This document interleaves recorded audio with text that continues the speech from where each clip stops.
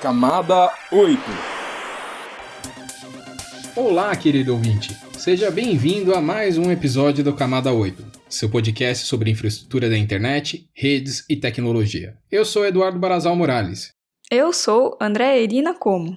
E o episódio de hoje é para você que sofreu nas lives sertanejas, mas não por causa da dor de cotovelo, e sim porque o link de internet saturou e os seus clientes encheram o call center de reclamações.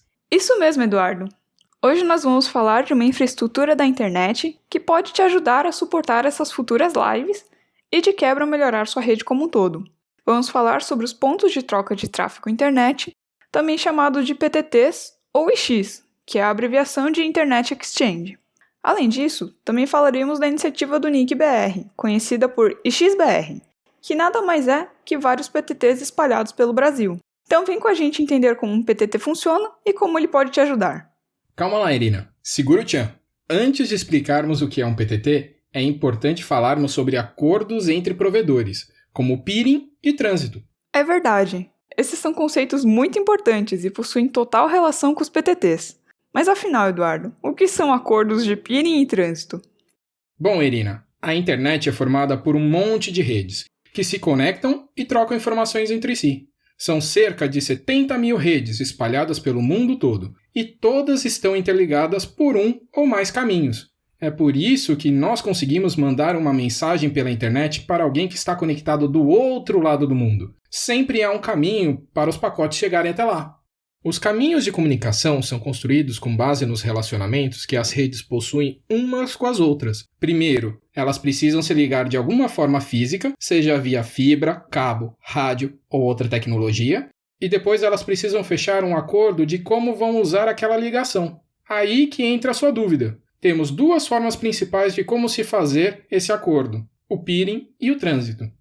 Peering, que a gente chama também de troca de tráfego, é o acordo entre redes em que cada um oferece acesso à sua própria infraestrutura aos demais. Ou seja, os clientes de uma rede vão poder se comunicar diretamente com os clientes de outras redes que estão no acordo. Muito interessante isso, mas deixa eu ver se eu entendi direito.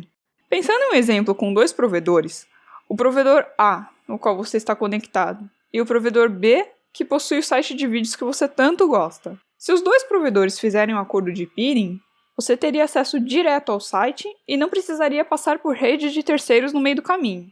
Seria um caminho mais curto e direto, com pouca latência. Tá certo isso, Eduardo? Sim, é isso mesmo. Num acordo de peering, ambos se beneficiam. A comunicação melhora para os dois lados, tanto que normalmente não há cobranças de um provedor para o outro. Contudo, se eu quiser acessar um site que não está no provedor B, o meu pacote vai ter que achar um outro caminho. Já o trânsito é o acordo entre redes em que uma oferece à outra um caminho para acessar toda a internet, não somente sua infraestrutura. Ou seja, os clientes de uma rede vão poder se comunicar com qualquer um na internet, passando pela outra rede do acordo. Vamos ao seu exemplo com dois provedores de novo. O provedor A, em que você está conectada, e o provedor B, que está conectado ao resto da internet. Se o provedor A fizer o acordo de trânsito com B, você vai conseguir acessar qualquer site que está na internet. Pode até demorar um pouco, caso o site esteja do outro lado do mundo, mas você vai conseguir acessá-lo. Isso é o que chamamos de trânsito, um acordo que normalmente é pago. Não sei se você percebeu na historinha, mas o A ganhou acesso a toda a internet e o B ganhou o quê? Dor de cabeça, né? Pois afinal, agora além de ter que trafegar as mensagens do seu provedor, tem que também trafegar as do A. Não dá para ser assim. Então ele precisa cobrar do provedor A, só que de preferência um preço justo. Mas sabe como é? Homem primata, capitalismo selvagem. Oh! Agora eu entendi. Por isso que muitos provedores preferem peering do que trânsito. Afinal, seria gastar dinheiro à toa usar somente trânsito, se com o peering a gente já pode ter acesso a uma parte importante da internet. Contudo, é importante saber que para os provedores conseguirem fazer esses acordos, é preciso ter uma ligação física entre eles, o que também tem o seu custo de construção e manutenção. Um custo que, se for muito elevado, por exemplo, devido à distância, inviabiliza qualquer tipo de acordo entre provedores. É que nem comprar alguma coisa que está em promoção na internet. Por mais que o negócio seja bom, se o frete for muito caro, não vale a pena. É aí que entram os PTTs, Irina. uma infraestrutura que atua como um intermediário e facilitador nas interligações entre provedores. Nada mais que um ponto central, onde cada rede pode se conectar com um único link, numa topologia em formato de estrela, e ter a ligação a todas as outras redes também conectadas. É a maneira mais simples de fazer com que um monte de redes se interliguem com o menor custo possível. Em outras palavras, o PTT é um facilitador de relacionamento entre provedores. Ah, por isso que os PTTs são tão importantes para a internet. Eles não param de crescer e nem param de ser criados. Em 2011, existiam cerca de 357 PTTs espalhados pelo mundo. Agora, em 2020, já são mais de 550 PTTs, um crescimento de mais de 50% em menos de 10 anos. Se somarmos o tráfego total que eles todos trocam juntos, são mais de 60 terabits por segundo. É um número realmente expressivo. Com 1% de uma banda dessas, eu ia poder assistir a live do Wesley Safadão tranquila, mas não vou nem comentar a velocidade do meu plano de internet aqui em casa. Ô, sofrência! Mas, voltando ao assunto, vamos ver o caso dos PTTs no nosso querido Brasil. Aqui, nós temos a iniciativa do IXBR, que cria e administra PTTs por todo o país. Atualmente, ele opera com mais de 30 PTTs espalhados por vários estados. O maior deles fica em São Paulo, com mais de 1.800 participantes interligados, trocando cerca de 8 terabits por segundo de tráfego. Ele é inclusive considerado o maior do mundo em quantidade de redes interligadas. E não é só disso, Irina, que nós devemos nos orgulhar. Em tráfego, o PTT de São Paulo é considerado também um dos maiores do mundo. Estamos entre os 3 primeiros. A iniciativa em si é um grande sucesso, e o tráfego total de todos os PTTs do IXBR juntos já passa dos 11 terabits por segundo. Ok, mas vamos voltar um pouco no assunto da infraestrutura de um PTT, para entender melhor como ele funciona. Nos PTTs, a estrutura é composta basicamente por switches. Switches são equipamentos que trabalham reencaminhando mensagens de maneira inteligente entre os dispositivos conectados, movendo as mensagens de uma porta para outra. É através deles que os participantes interligam seus roteadores de borda e trocam tráfego diretamente entre diferentes redes. Além dos switches, Eduardo, um outro componente importante do PTT é o Route Server, ou servidor de rotas. Ele é um roteador especial que serve para facilitar a troca de informações de rotas ou caminhos entre participantes. Ao invés do seu roteador ter que mandar suas rotas para todos os outros participantes, um por um, ele manda direto para o servidor de rotas, que repassa para todos. É uma espécie de truque de configuração, que facilita tudo e ajuda os participantes do PTT a trocarem rotas sem complicações. Depois das rotas trocadas, o servidor não faz mais nada, e todo o tráfego passa direto pelo switch. Ou seja, ele fica fora da comunicação entre as redes. Inclusive, um outro componente dos PTTs que vale a pena ser mencionado é o Looking Glass, uma ferramenta que serve para ajudar os participantes a compreenderem como os outros estão recebendo as informações de rotas e caminhos que eles estão enviando. É através dele que os participantes conseguem diagnosticar e corrigir erros de roteamento. Agora, Irina, me fala, o que mais o nosso ouvinte precisa saber sobre PTTs? Bom, Eduardo, faltou comentar que o provedor ou a empresa que quiser se interligar ao PTT precisa obrigatoriamente ser um AS. AS, Autonomous System ou Sistema Autônomo, é o nome que se dá para as redes que operam na internet. Mas vamos entender com uma analogia. Quando a gente olha as operadoras de telefonia, cada uma tem um código, um número para trabalhar na rede telefônica. Por exemplo, a Vivo é 15, a Claro 21, a Oi 31 e assim por diante. A gente usa esses códigos quando quer fazer ligações interurbanas, para escolher qual operador usar. Os provedores de internet e outras redes também precisam de identificadores para se comunicarem na internet. Para começar, ao se tornar um sistema autônomo, o provedor ganha um identificador único chamado ASN, ou Número de Sistema Autônomo, que é usado no protocolo de roteamento. Ele recebe também blocos de endereços IPs únicos, que são identificadores usados em cada dispositivo na rede, para criar os caminhos de comunicação, ou seja, as rotas. Sendo um AS, o provedor passa a ter maior autonomia e independência para gerenciar sua rede, além de poder fazer acordos com vários outros AS. Aí o provedor precisa montar um plano de endereçamento IP para os seus dispositivos e criar políticas de roteamento para decidir por onde o tráfego deve fluir, seja através de um provedor, com quem ele fechou acordo de peering ou trânsito, ou via um PTT. Viu como tudo se encaixa? Para um provedor se tornar um AS aqui no Brasil, ele tem que acessar o site do registro.br e seguir as instruções de solicitação de recursos de numeração. É um processo sério e simples, que segue regras definidas pela própria comunidade técnica. Qualquer pessoa consegue fazer e acompanhar a solicitação. Basta que se tenha um mínimo de conhecimento de redes e que o provedor atenda aos pré-requisitos que estão detalhados no site. Bom, de qualquer forma, caso o ouvinte esteja interessado, a gente vai deixar o site na descrição do podcast. Só olha lá. Mas Eduardo, voltando ao assunto.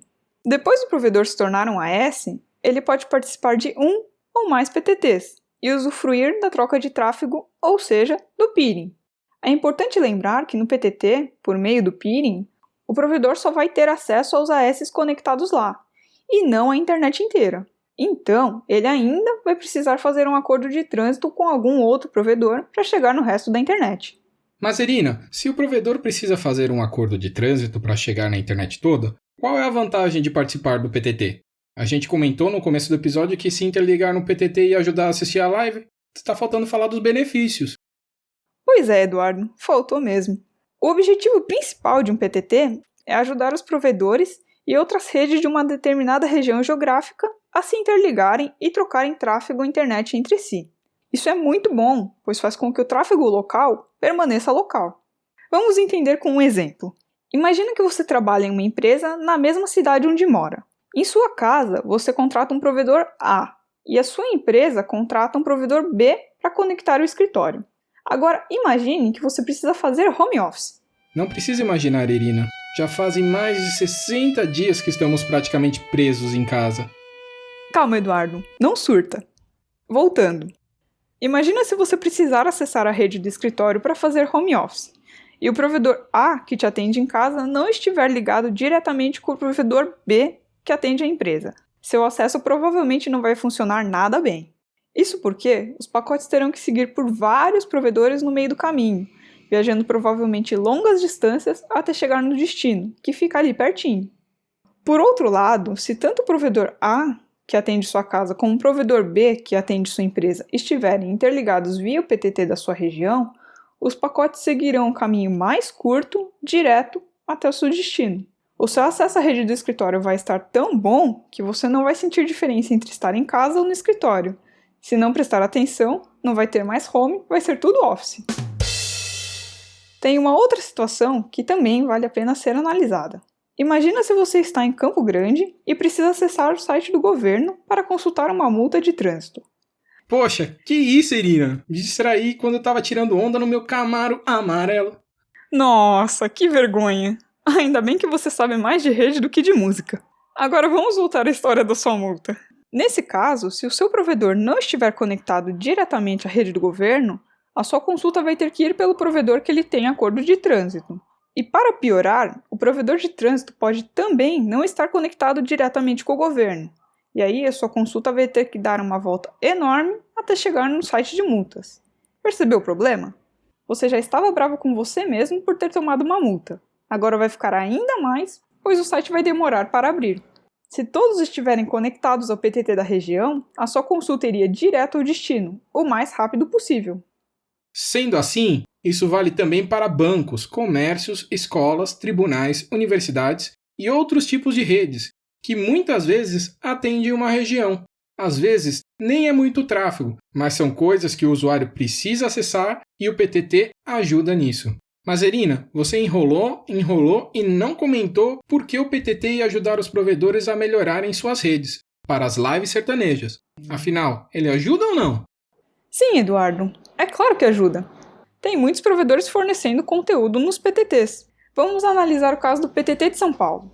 Nele, tem tantas empresas com sites importantes de notícia, lazer, jogos, vídeos, que quando um provedor de acesso começa a participar e fazer peering no PTT de São Paulo, mais de 70% do seu tráfego escoa por lá. Ou seja, muita coisa que a gente acessa na internet está aqui pertinho da gente.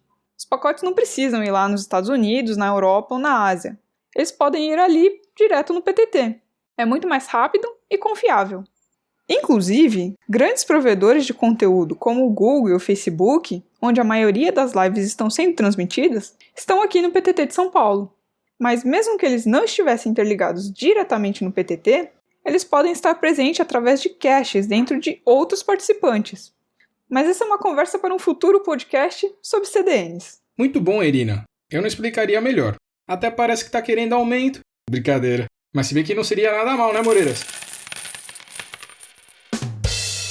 Bom, mas voltando. Não aprendi a dizer adeus, mas temos que aceitar, com lágrimas no olhar, que estamos chegando ao fim da nossa primeira conversa sobre PTTs e o XBR, que com tantas referências musicais já foi quase uma live. Bom, a conversa de hoje foi só uma pequena introdução sobre o assunto. Ainda falta falar muita coisa, como participar do XBR, sobre o processo de ativação e muito mais. Então não perca os próximos episódios do Camada 8, porque certamente voltaremos a esse assunto. Por fim, gostaríamos de avisar que todos os cursos BCOP presenciais, as semanas de capacitação, os X-Fórum regionais deste ano estão cancelados.